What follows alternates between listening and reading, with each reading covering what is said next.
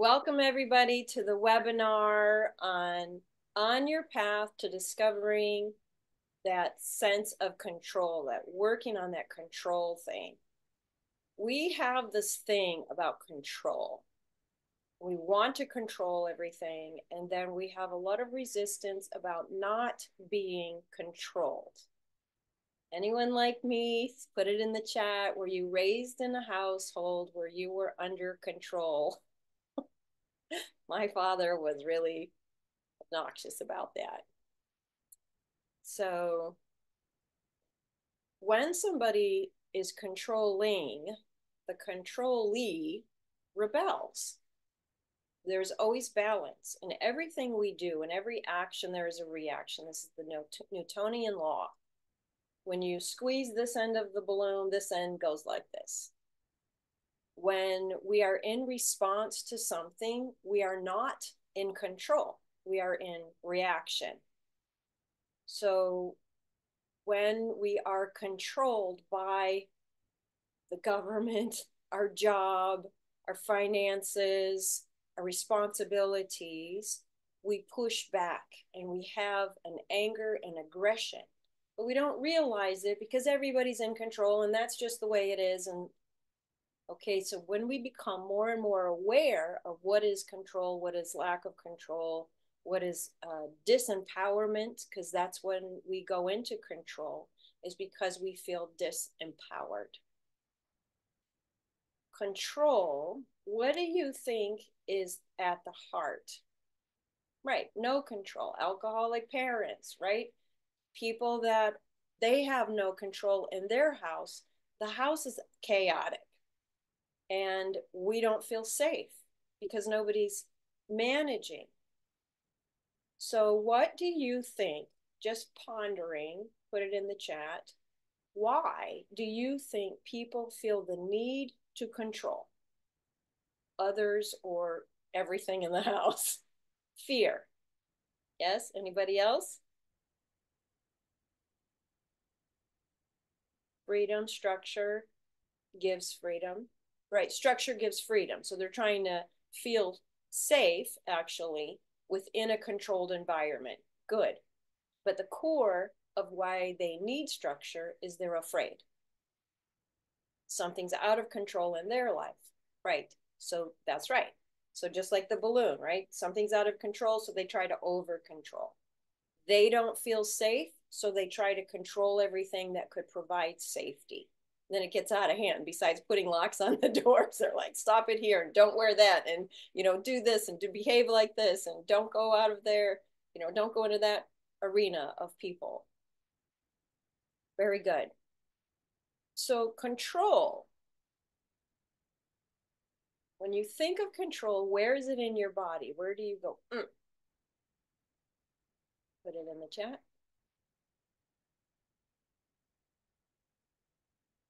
Where in your body? Is it in your heart? Is it in your throat? Is it in your gut? Okay, lots of chest, stomach, throat. And now head, think of fear. Like, oh God, where's that one? And is it in the same spot as that control was?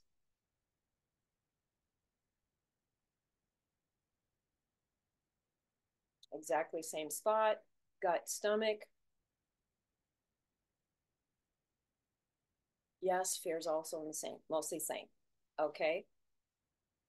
Okay. See how they're related? We can check our body. Our body somatically manages, holds, stores, communicates our emotions. So you see when somebody's laughing, their whole body is shaking. You see somebody's angry, their arms are moving, their skin turns red, spit's flying out of their mouth. So we're not as separate as we think we are.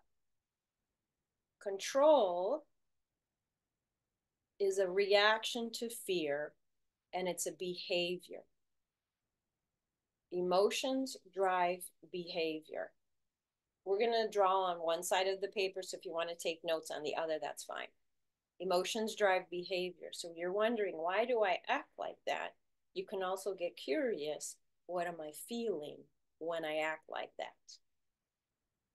Here's the hook about control. Whenever you see yourself controlling, getting controlling, whenever you feel controlled by another, or when you watch somebody else and you're like, oh, that's high control. You know, they call it A-type personality. It's control. So we understand fears behind there. But now when we look at it as the observer, control is an illusion. It's on the spiritual path. They'll tell you that all day long, and I'm telling it to you here right now. Control is an illusion because life happens on its own terms. Emotions happen. They're just responses and reactions. We already know that control is a reaction. And then if I try to control everything around here, it doesn't go very well. So one example would be the New Year's resolution. We try to control, I'm going to lose the weight, I'm going to save the money, I'm going to be nicer, I'm going to go to bed on time. So we try to control, and come February 2nd, what's happening? You even forgot what you said, what you promised, what you committed to. So control also comes in with willpower. When we're trying to control, we are using our willpower. So in the book Force and Power, force is pushing, force is ego-based, willpower is ego-based. So now you can just take a deep breath and say, oh, well, I'm just going to throw out that whole control game because it is an illusion, it's fear-based, and it's not effective. What we can do is manage. We can manage ourselves. We can manage our money. We can manage our relationships. We can manage our wants and needs, and we can move towards balance. So we're trying to apply balance to every area of our life. So instead of control, now all of a sudden, within 5 minutes, we're in a place of management towards peace.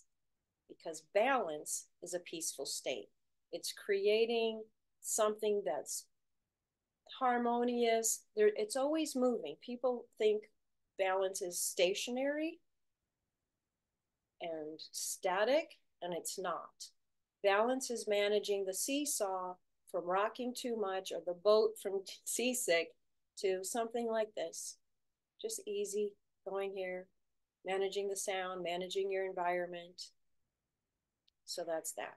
Now, when you think of, yes, balance is a dance in flow.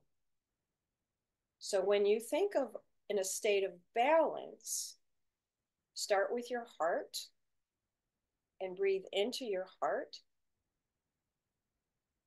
And then from there, radiate a sense of balance throughout your whole body. So there's no stuck places. Okay. So I'll be telling you more about the class coming up so we can really dig into quite a few tools. I'll give you a little story about myself. I was raised in Michigan. I moved to California at 18 because my father was controlling. So what did he do? He squeezed me and he turned me into a rebel. So I was like, I'm out. And I went to the farthest end of the country I could. And I had a successful modeling and acting career. I was top 3% of paid actors. the whole city was full of non-working actors. But really what I was doing is my spiritual path, studying everything I could, all the classes, all the books. So that was fantastic. Then I married an amazing man, and he had crashed and burned his life, and all he had left was an island. So we lived on a private island off of Antigua for 10 years. He became very miserable. So I had a MIA, missing in action husband. We had 5 hurricanes, 4 dogs, 2 cats. And if you experienced isolation during COVID, times more than 10 on that one. Um, when you are alone with yourself, you really get to know yourself. We put so many distractions in our life so we don't end up spending time with ourselves. The spiritual path, in my opinion, is about learning to spend time with yourself and learning to like yourself. We have 60,000 thoughts a day. Most of them are repeats. Most of them are hard drive, whatever events and emotions and conclusions that you've gathered in your life, that's what you're thinking all day long. I don't know why Spirit gave us personality, family, gifts, talents, and traits, you know, a location to identify with, and not good enough. We all were born with not good enough somewhere along the line. They call it the original sin in the Catholic Church, but it's just plain old not good enough. I think the core of that is we are spirit and animal. I think if the animal could comprehend, the ego, the fear, could comprehend, oh, I'm not good enough to be spirit. So I'll let spirit lead. I'll let my heart lead. I'll let my intuition lead. I'll let my gut instinct lead. And all the stuff up here can just calm down a little bit. The spiritual path, they say, is the 18 inches from the head to the heart. I believe that we started in the heart. Things didn't go very well, so we crawled up to the head to try to prevent getting hurt again. The spiritual path is going back down towards the heart to feel the profound love that's available to us. I also believe this is heaven on earth. So after those 10 years of not heaven on earth in paradise, I moved to Atlanta and I've been here forever. I put myself into the real estate industry, worked very hard, climbed to the top. I was a board of realtors. I was a chairperson. I was chair lead. And then 2008 hit. So I said, you know what? If an event can destroy 3 industries, I'm just going to do me and figure that out. So I just devoted all of my education. I took 2 years of studying, massive study, and put in everything into my spiritual practice. I got certified, all of that stuff. And now I've been helping people since 2010, 6,000 sessions. I continue to study. I continue to do my own work. And I live a life of service. And this is a perfect example of that. So for those of you who haven't heard my story before, there you go. All right, let's go have some fun. Now I want you to take your piece of paper and fold it in half this way.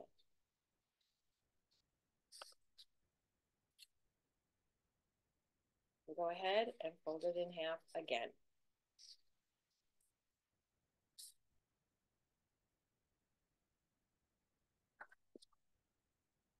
All right. Now, for those of you who have marker,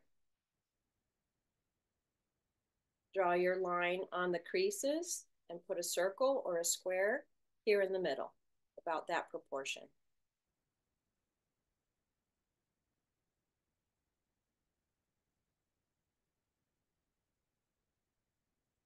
All right.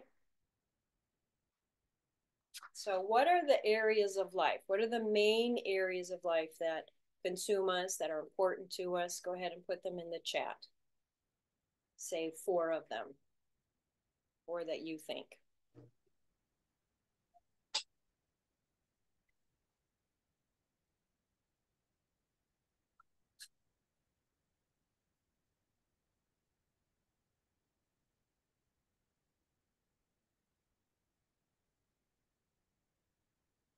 The 4 areas that are important in life.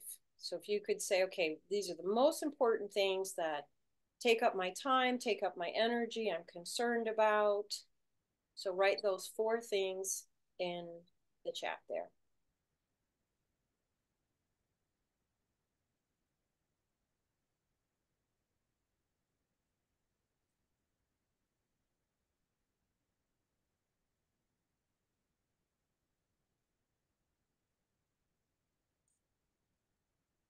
Good. Okay. So what they'll do basically is relationship, health, work, money, self, purpose, and you can use your own language around these.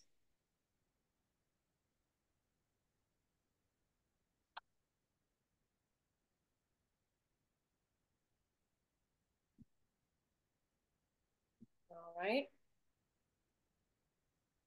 Good. So relationship, health, work and money, and then self and purpose.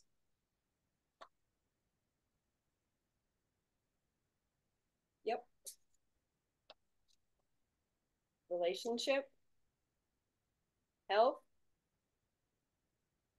work and money, self, and purpose. I don't know if the words are forward or backward. Now in each section, put a little dash about halfway through the empty space.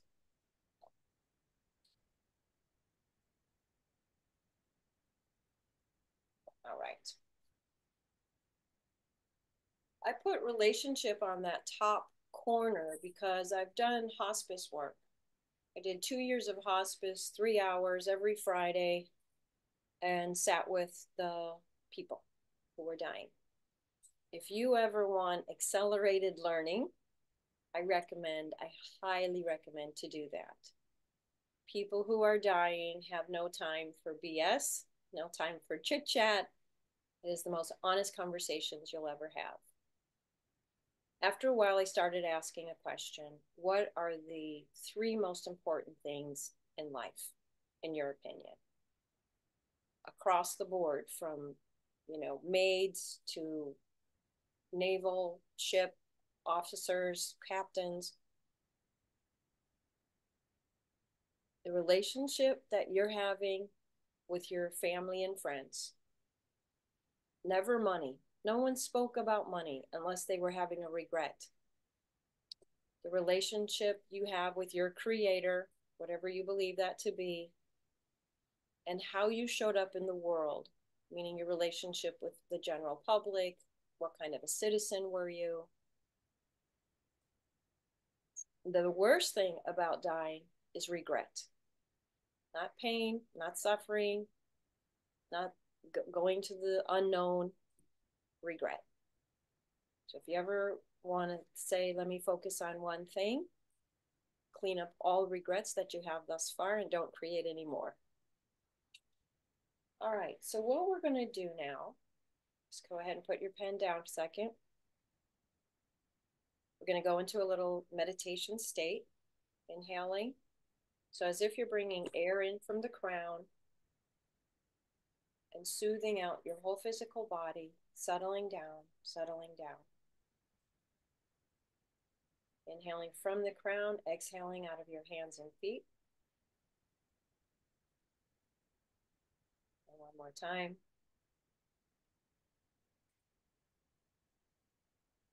So ask yourself, what negative thing is on repeat? What do I say regularly around my relationships? Just the negative ones at first. And just write them on your paper in that top box. What are the negative things I say about the relationships I'm in?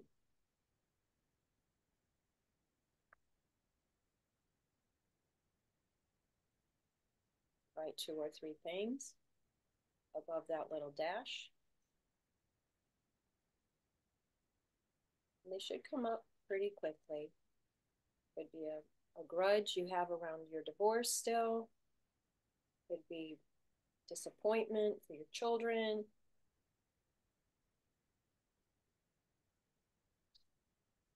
Good. And now go to the next section, health. What negative things do you say about your health? I'm too fat, I need at least 10 pounds, I don't exercise enough, I'm unattractive. I'm worried. My family has this disease all the time. What are the looping thoughts around your health?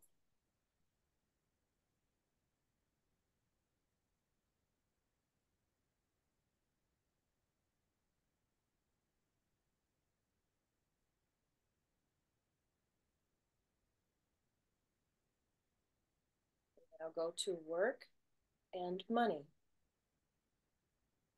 Things you heard when you were growing up.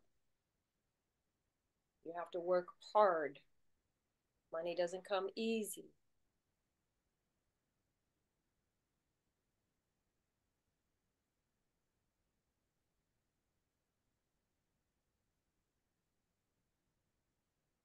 Work harder, climb to the top.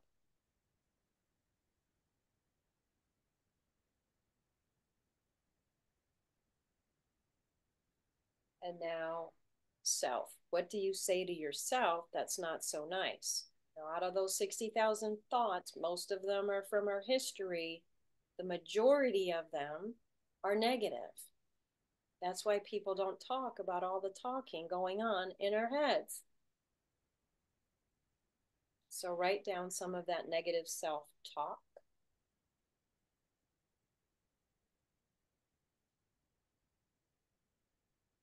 Good.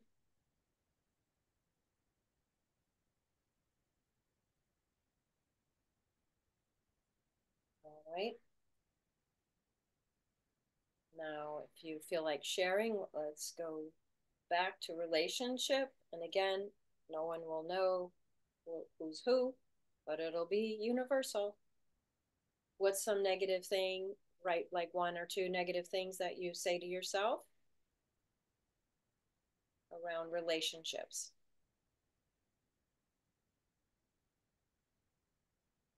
I have no room for drama.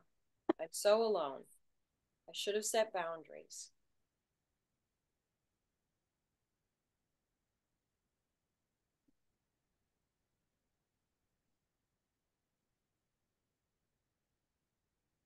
I don't spend enough time with my friends. I'm unavailable.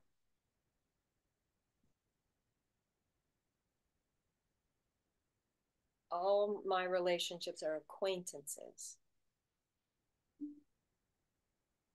I spent too much time waiting for others to change so I can be happy. People can't be trusted.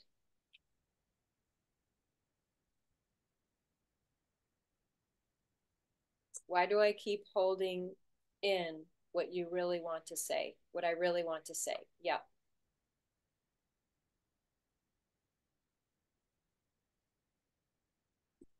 I'm not on the same page with my old friends. Don't reach out to friends and family enough. Does anyone say, like, oh, yeah, me too, me too, me too? So if you say me too, go ahead and put me too in there. And this is this is not that me too. This is the other me too. Me too. Me too. Me too. Me too. Me too. Me too. Me too. Me too.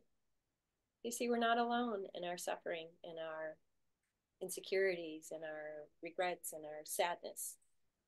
What about health? Give me some on health.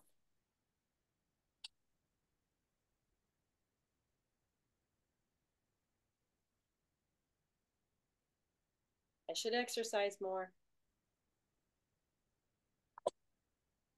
Need to lose weight.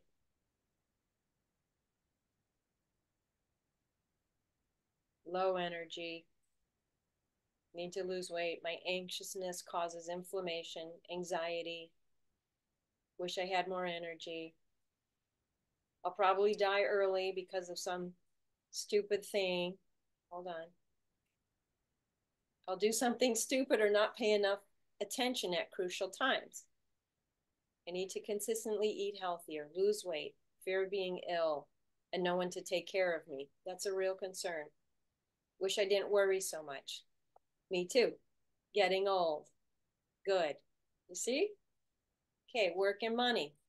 Lay it out there.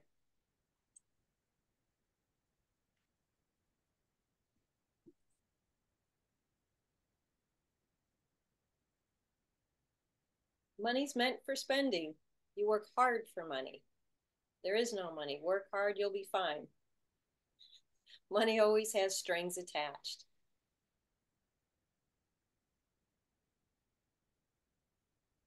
How will we afford all the fun things?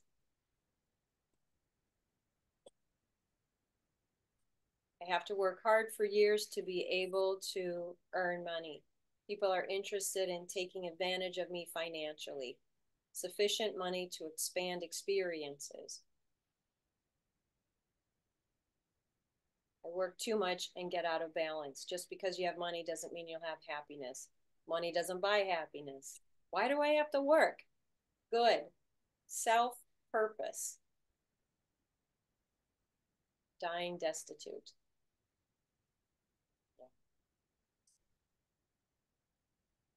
What negative talk do you have around dying destitute? Being afraid to fail at my purpose. Money doesn't grow on trees, you earn it.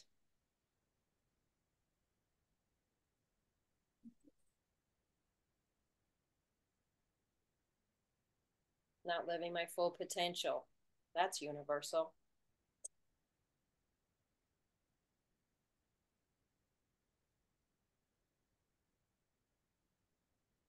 Who you are is not what you do. You don't have to prove yourself. How can I always have a positive? How can I always have a positive impact? Value related to how much money you have. Good. Okay, some more Me Too's for the other three categories. If I only knew then what I know now. Me too, me too, me too, me too. All right, now we're going to go back inside. I've lost my passion. Let's go back inside, and on the second half of each category, under the little dash, put some things that you may say, right? Because a lot of people here are on their spiritual path, or many of us. So things that you say, I do have this piece, this one piece I'm really good at, and I own this already. Or I'm working on it and I'm getting there a little bit. So go ahead and in the relationship category, something that's not so negative, moving in a positive direction, not what you want or the affirmations that you say, but the things that you actually do have. Relationship, two or three positive things that you actually have. I've forgiven so and so. And write them here in your on your paper.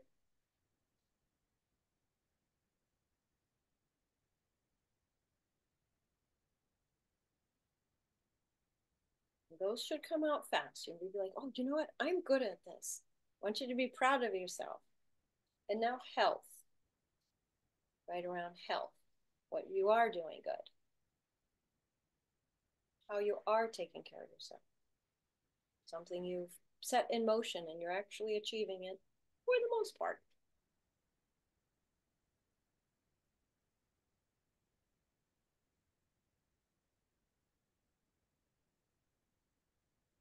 Two or three things there. And now work and money. We have a lot of people on this call who work very hard, who are successful in their different ways. What things can you say? Like, you know what? I got this part down and I do very well here.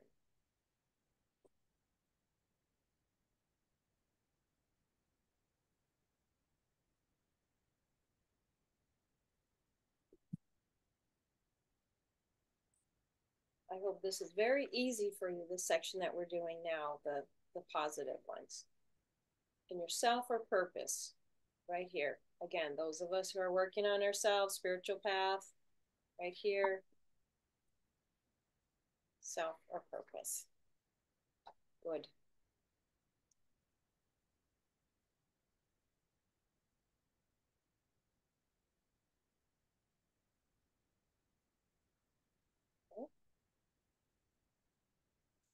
So give me some from any of those categories, the positive ones that you like. I'll start reading the ones that some of us have put in. Rich connections, close to my sister and mom. I've had good relationship with my girlfriend, active lifestyle. I'm very talented at what I do. Doing good managing, investing money. Empathic, saying yes to my family more often.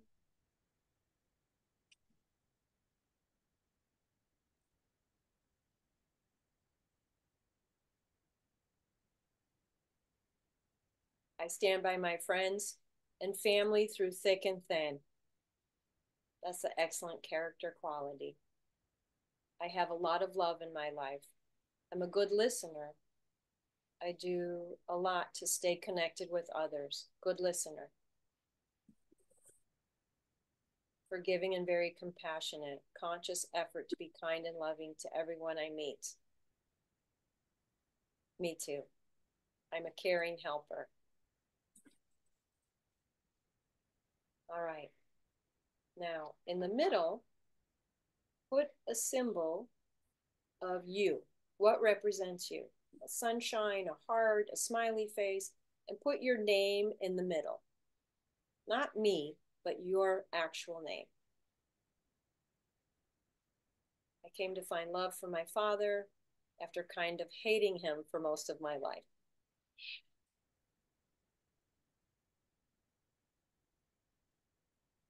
So whatever your symbol is there, that's you. Now here's the point about control. Remember, control is actually a reaction. We can't control. Control is an illusion. But what we can do is manage. Here's how our subconscious works.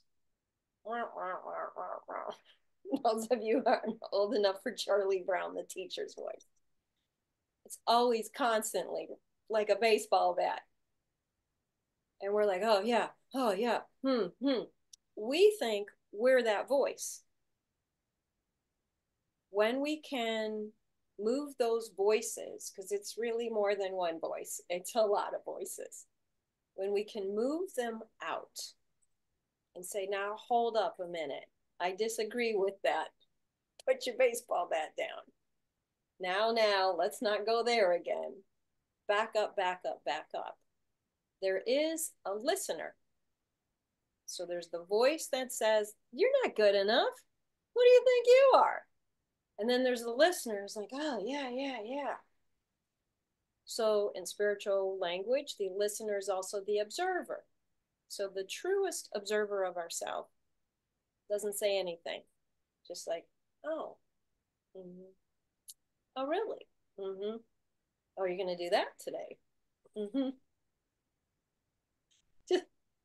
But the positive parts that are in the circle, because there's lots of voices, right? Health is not just one voice. There's 5 voices in here. So if you really slow down and you're in meditation and you're listening, you're like, oh, that's on repeat. Oh yeah, that's the loop. Oh yeah, that's from my dad. Oh, okay. So each section has little gangs in our head of streams. Repeat. So the observer's there, but the self, this is your true self, can have different reactions and relationships with the positive and negative parts. So now control turns into management, and you can manage and get to know each voice that's happening, each saying that goes up again and again, repeatedly. This chart is gold because you can take your phrases, take one phrase and journal about that. Where does that come from? Where did I learn it from? What are the events in my life that have anchored that into me? Which emotions get triggered when I think these thoughts? One of the things that I do in work is turn the monologue into a dialogue. No, thank you. You can go sit down. Shut it. Not today. So that's your tool. That is your tool. All right. What I am inviting you to do is come to the 6-week class. It's going to be on starting next week on Wednesday, and it's going to be Wednesdays 6 weeks in a row from 7 to 8:15. 1 hour of homework in between. And we will systematically do things like this.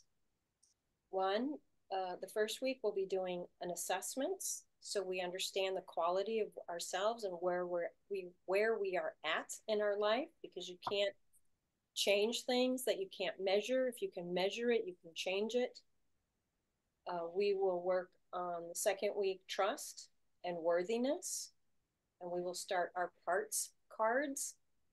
We'll be making like a little deck, and each of those voices, parts of ourselves, we'll be giving names and characteristics and voices and emotions to those parts. We will be doing some techniques and tools to get us back into center. On the third week, we'll be doing our needs assessment to really realize what we need, because we're scrambling around, distracting. But if we can stop and find out what we need, then we will be more in control. We will be able to manage our reactions and our responses. We will, fourth week, name that tone. So instead of name that tune, name that tone. And those will be frequencies around our emotions. 5, parts of us, putting all the cards together. And we will just be working on 6, bringing those cards to tools. So we will be fleshing those out so you can really, really use them as tools. And this will be a whole set, like an amazing set of tools for you to use. So I asked my marketing coach, who's online here, like, how much should I charge for this? And she's like, oh, like $197 and maybe $145. I'm like, what? Do you know how much value this is? These are like, people won't understand what the value is. And she's like, no, that's the right. They need to work with you and see who you are. Well, I'm like, but they want to understand the value. And she's like, no, those are the price. I'm like, oh my God, I don't know. And then I asked a colleague, and he said the same thing. So, okay. So 6 weeks of all of this information for $197. But for those of you on this class, and if you want to invite a friend, the answer is yes, for $145. I think $145, $147, $145. So let me see if I can get the link. Probably not. I will send it out in an email. Sign up for that, and we can all work together in a really amazing, deep way. So now I would like to ask anybody who would like to, that's worked with me, to come online just for a second and just say what it's like to work with me, what kind of wins they've received. So the one who I spoke with earlier, if you would like to start. And just unmute yourself and speak. It won't show the camera. Talk. So I have been working with Ursula. We just had our 10th session today. And so just to kind of like go back to like what it was, like what happened even just in my first session only. It was incredible because I was experiencing like the most anxiety I've ever had in my entire life. And I didn't know what to do. I was like, I could visibly feel like my body was like shaking. It was so much, like my head was cluttered. I couldn't think straight. And I'm currently in chiropractic school right now. So like, I really have to focus. I really have to get myself together to even just live life. So after our first session only, just that, I had the most relief I've ever had. And though there was like, I could feel like, I was like, I'm supposed to be feeling anxiety now. And I was like, it just wasn't there. It was gone. And I had so many beautiful tools, even just in that one session, of what I can do for myself even if I'm not in the class, even if I'm not having a session with Ursula, I know what I can do just to reset myself and be like, where am I? I need to be back here. I need to be back at my heart center. I need to breathe, calm, clarity, curious, like all of these things to come back to me and to come back home. And then I can figure out the rest of it. And the sessions after that, it just kept, oh, I don't know how to, it kept building. It kept building and building and building to getting even more tools like what we just learned today. That's a beautiful tool. Like just having those things with you so that you can go into the world, whatever you're doing, whether it's working, whether it's you're in school, whether you're doing relationships, anything that you're doing, you can take any of these tools that we learn into your life. So it's a beautiful thing to really be able to do that. And I'm a very different person than when I first started. And again, that's 10 sessions so far. And I sound different. Like even my boyfriend's like after the first session, he was like, "You sound so different right now." My friends recognize that as well. And they're like, "You like I have a tone of confidence," because I was so scared and so like shut down and closed off when I first came to Ursula, and I was like desperate. I'm like, help me. I don't know what I'm doing. Yeah, And so we really you started have digging. transformed tremendously. One of the words you like to use is compound.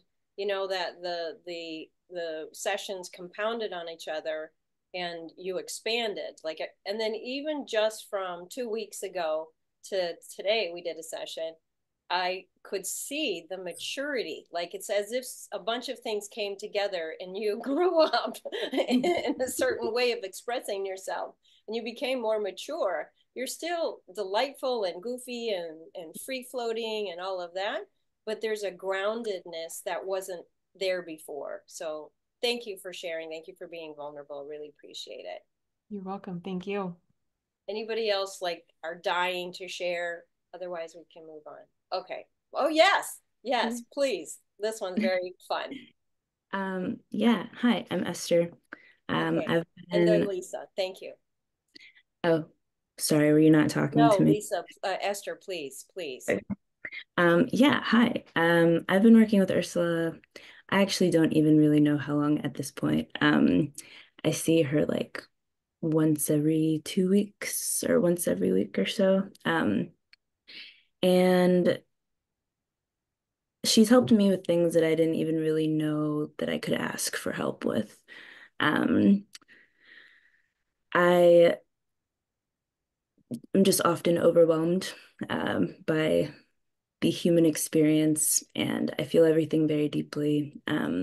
Social interaction can be overwhelming, just like being like in a moment-to-moment basis can be daunting.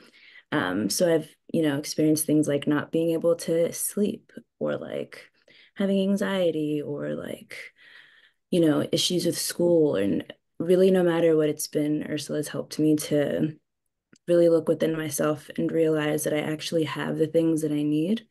It's just that those parts that have those answers, I haven't become like acquainted with. So she's really just really helped me to get to know myself in a way where even if I don't know what to do, I know that I do know what to do. I just have to like take the time and like sit in the silence and sit with the discomfort. And like before I started with working with Ursula, I never thought to like ask my emotions, like to talk to them like they're like, hey, so what's up? I never like even thought to do that. So it's just really been a vast improvement in my self-communication, which is manifesting in like really huge improvement in my communication with other people and just like pretty much everything else. My life is better. Thank you. Thank Thank you. you.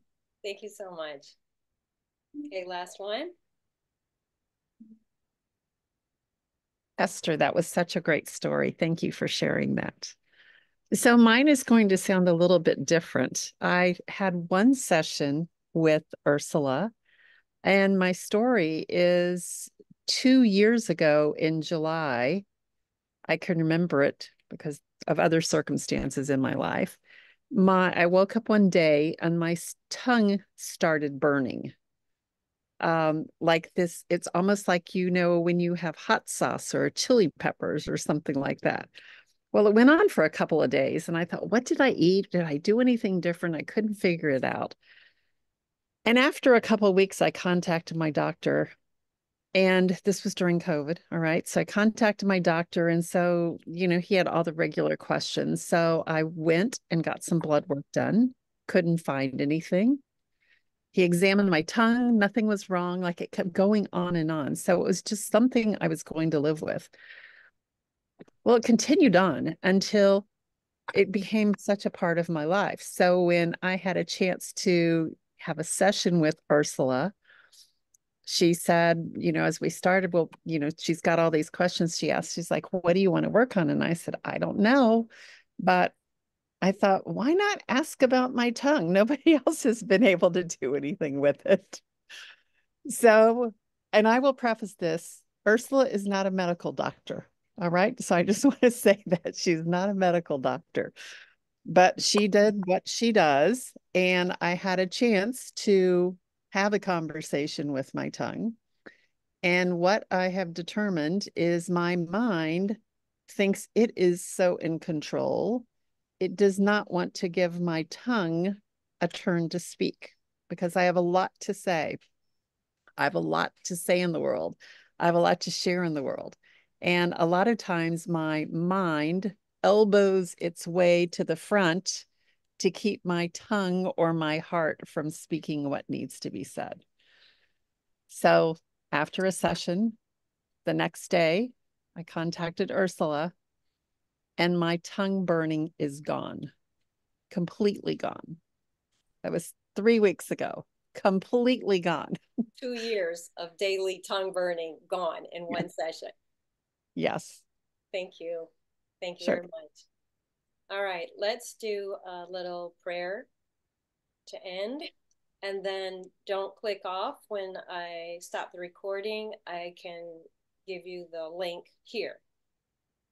Okay, so just centering again, breathing from the crown. Inhaling and exhaling through the whole body. Feeling gratitude for this experience, what it's like to be in community, how we can safely share our hearts and see the common threads. Opening up to possibility, potential. Something that seemed far away can actually happen. We can own it. Whenever we have a sense of control, I need to control, things are out of control, we can say, wait a minute, I must be afraid of something. Control is an illusion. Well, if I can't control, I can manage. Let's see what I can manage. And when we can ask ourselves questions like we did today, we can get more information. We have a tool, we have a possibility, we have a community, we have a roadmap. Breathing that in, feeling the excitement, the gratitude, the possibility, and releasing this into the universe to continue unraveling what we have started here today. Thank you, thank you, thank you, thank you.